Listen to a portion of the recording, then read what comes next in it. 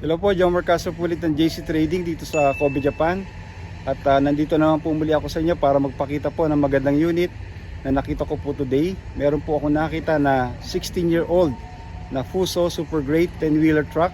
Samahan niyo po ako at ating pong busisihin at inspeksyonin na rin po. Okay, so puntahan po natin yung sinasabi ko po sa inyo, 16-year-old na Fuso super great na maganda pa rin po. Ito po siya. Ito ay 10-wheeler wing van. Yan po, maganda pa rin kahit pa paano. So yan po siya. Ikutan natin ang paligid. Hindi nga lang siya naka-aluminum side guard rails. Chassis niya may konting kalawang lang. Hindi siya naka stainless rim. Okay, dito okay naman ang kanyang chassis. Medyo kalawang na. Hindi na talaga sariwa. So, ito naman po ang likod. Okay, not bad. Okay naman ang pangilalim, mga soleras. Okay naman. So yan po, hindi nga lang siya naka stainless na bisagra. Ayan po, kailangan lang ang repaint dito sa bandang likod na to, sa pinto. So in fairness, walang damage ang kanyang van. Wala namang nyupi. Medyo talagang may kalawang na po, no? May kalawang na. Silipin natin ang interior. Itong van, yun, rusty nitong bandang likuran. Although siya ay steel flooring, pero banda ron ay naging kahoy pala. So kahit pa paano, wala masyadong damage ang interior. Not bad po. Kaya okay pa rin po ang condition ng interior nito. Okay, ito tingnan natin sa kabilang side ng chassis. Yan. So far okay naman. Linis pa rin. Stainless ang kanyang toolbox. Okay. Okay, may konting kalawang doon.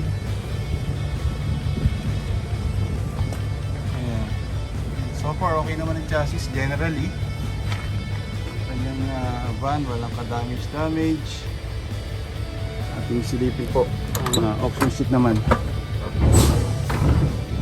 Okay, so ito ang kanyang interior. Hindi nga lang siya high roof. Standard lang po ang height ng kanyang cabin. Okay, so ito po ang option sheet. Niya basahin. Okay, so ito po ay 17. Okay, say 17 minus 2, ito po ay 15. So meaning ito po ay 2005 model. So kaya po ay siya ay 16-year-old truck.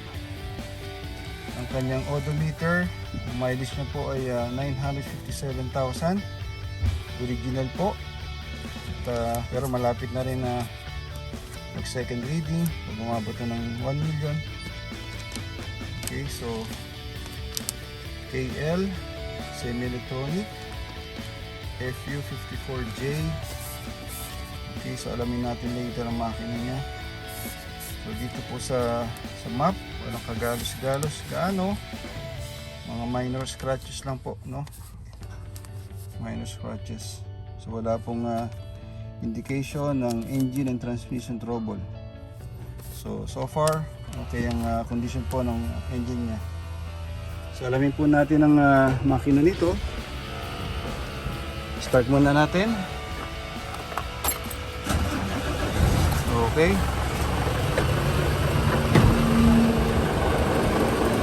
ang makina niya ay ito po ay 6M70 semi-electronic. Okay. Ngayon i-revolution po natin. Malaman natin kung pino pa rin ang handa o takbo ng makina.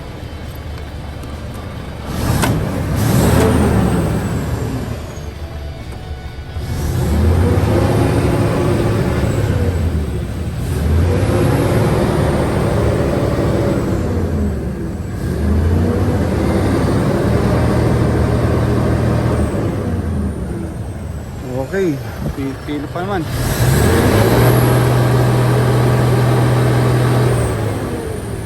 Hindi mausok.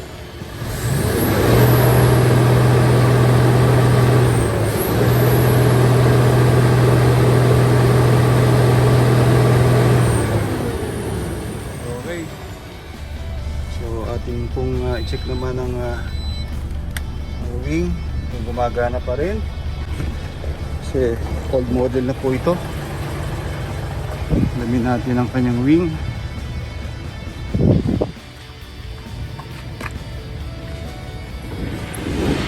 Ayan, gumagana pa rin po. Okay, tingnan natin ang kabila. Check natin.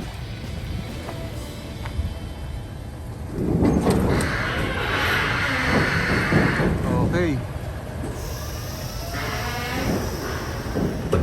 both side working well ang wing nya. Okay siya. So ating pong silipin naman ang engine bay nito.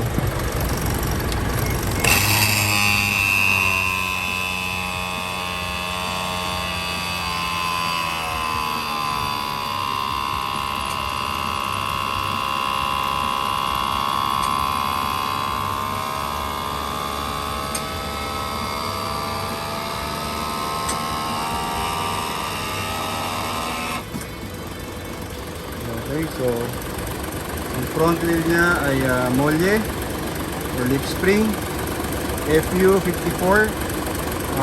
For your information po, no, yung FU55, ang front wheel niya ay airbag suspension, pero ito po ay FU54, kaya lip spring po siya, no. So yan po ang tsura niya. Walang bahid or trabis ng tamis. Tuyo.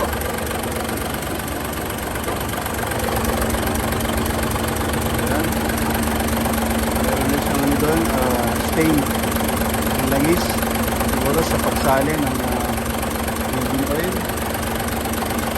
Check natin naman ibabaw nito kung di mausap.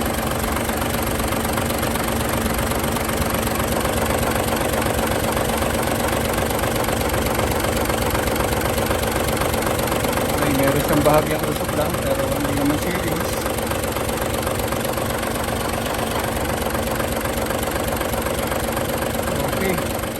Check natin naman ang kabilang side. Check natin ang dipstick. Mausok.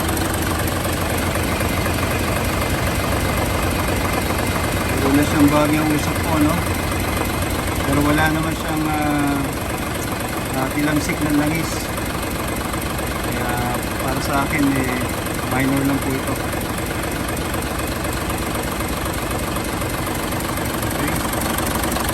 Wala rin tagas, bahid ng langis, no? Para sa akin, okay naman po ang kondisyon ng makina nito. Okay?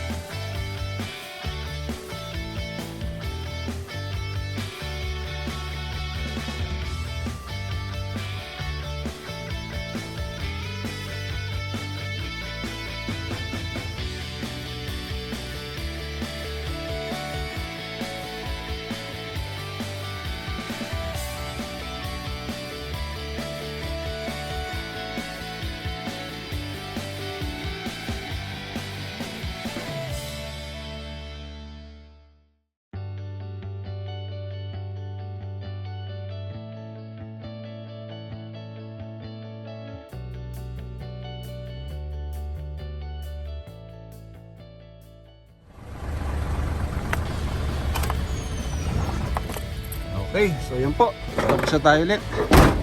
So, sana po nagustuhan niyo po ang aking konting sharing para po dito sa 16-year-old na 10-wheeler Fuso Super Great Wing Van na kahit po ay 16-year-old na, maganda pa rin po siya.